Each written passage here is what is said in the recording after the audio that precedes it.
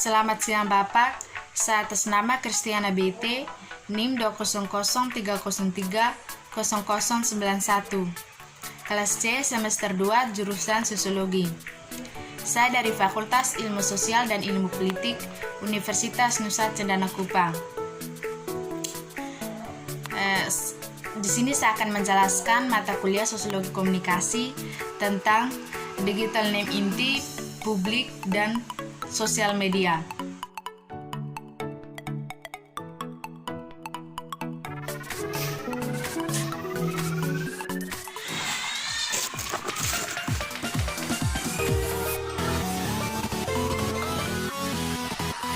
Halo, selamat pagi. Pagi juga. Ini teman sama tanya. Oh ya, bisa. Ini soalnya kami ada tugas dari Bapak dosen ini mengenai tugas media sosial nih. Soalnya saya tidak mengerti kalau teman mau apa ini. Bisa jelaskan saya kok. Oh ya, bisa. Ini kalau tentang media sosial nih, kan banyak sekali tuh digital inti, publik, dan sosial media.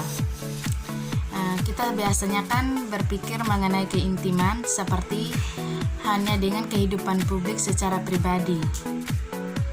Dan kita sebagaimana menggambarkan perasaan dan hubungan yang paling dalam, paling batinia, mungkinkan seperti tergantung dari kepribadian seseorang saja. Dan memikirkan hubungan itu memang paling penting. Seperti yang dikatakan oleh penelitian homoseksual dan seksualitas. Keintiman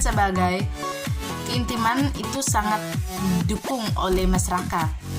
Namun di sisi lain, sosiologi dari keintiman itu bisa membantu menerangi apa yang secara khusus dan secara keuangan terlibat dalam melakukan keintiman di tempat dengan budaya yang berbeda, dan untuk jenis kelamin, kelas, dan kelompok sosial yang berbeda. Yang saya lihat sekarang ini banyak tempat keakraban nama efektif dengan orang lain yang seringkali saya lihat dalam lingkungan masyarakat.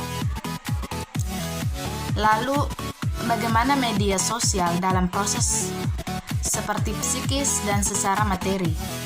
Media sosial sekarang ini sudah sangat melibat secara terpusat dalam proses di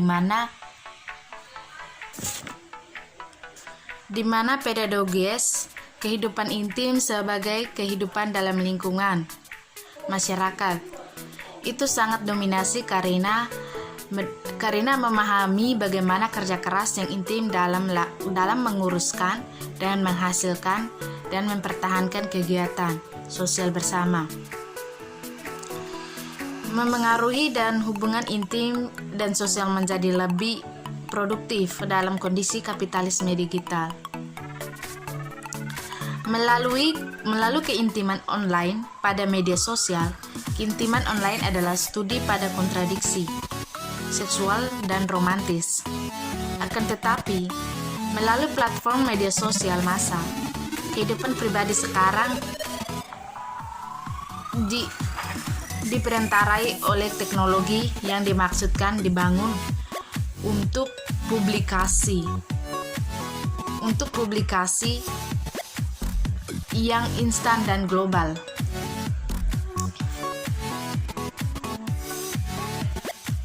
Bagaimana media sosial menjadikan perundungan dan penghinaan mungkin jadi banyak penuh dampak bagi seseorang atau bagi setiap orang. Teknologi itu seperti jaringan internet yang telah mendemokratisasi produksi dan distribusi konten dalam gelombang yang tak terduga. Sementara konten media massa baik cetak, radio ataupun televisi. Platform media massa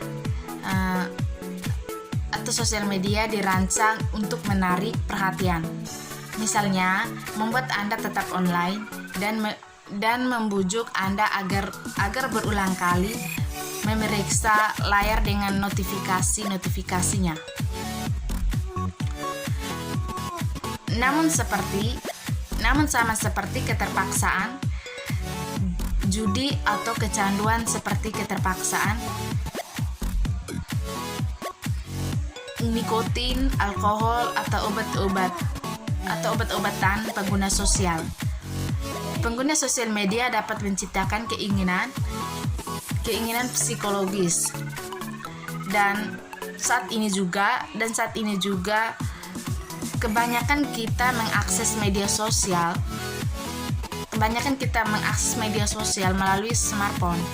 Media sosial menyediakan kenyamanan seperti Facebook, WA, Twitter, dan lain-lain. Jadi banyak sekali pengguna media sosial itu. Dan juga ada dampak positif dan negatifnya. Oh ya, bisa saya tanya Kak, ini coba teman sebutkan dampak positif dan dampak negatif dari media sosial itu seperti apa dalam kisah nyata, dalam lingkungan hidup sosial di masyarakat tuh. Oh iya, oke, itu saya bisa. Pertanyaannya kan tadi itu mengenai sebutkan contoh positif dan negatif dari media sosial. Ini oke, baik, saya jelaskan. Ini kalau dampak positif dari media sosial itu seperti kita dapat menjadi sosial komunikasi.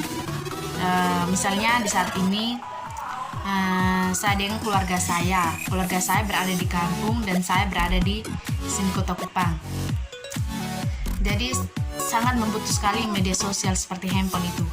Kita saling mengkomunikasi dengan orang tua kita. Misalnya kita membutuhkan sesuatu, itu kita bisa dapat kasih tahu dengan orang tua kita. Nah, yang kedua itu seperti media informasi, mencari informasi dari media sosial. Seperti informasi yang kita belum ketahui dan mungkin kita dapat ketahui dari media sosial tersebut. Dan yang ketiga, media promosi. Sepertinya di era di masa sekarang ini kan masa pandemi. Biasanya banyak sekali yang promosi lewat WA atau Facebook, banyak yang promosi mengenai bisnis apa. Jadi kita bisa mengetahui dari media sosial tersebut.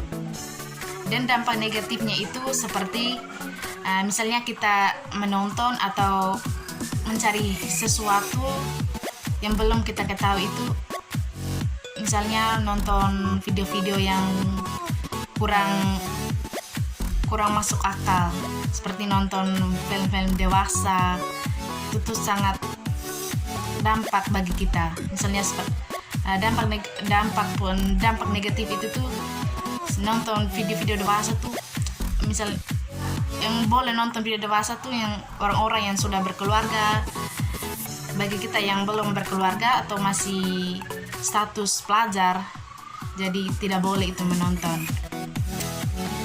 Dan yang kedua itu, kita tidak mengetahui informasi atau promosi dari orang-orang lain. Itu saja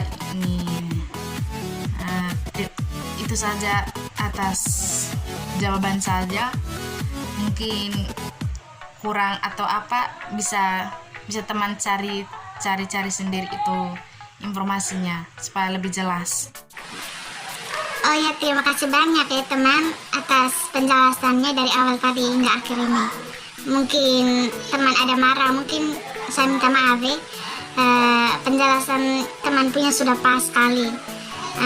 Dan saya mungkin teman punya penjelasan kurang begitu, dan apa yang teman katakan tadi saya cari lagi di internet begitu supaya bisa lebih jelas.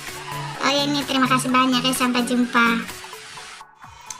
Sama-sama teman, sampai jumpa. Sekian dan terima kasih dari hasil video produksi saya. Terima kasih. Selamat siang.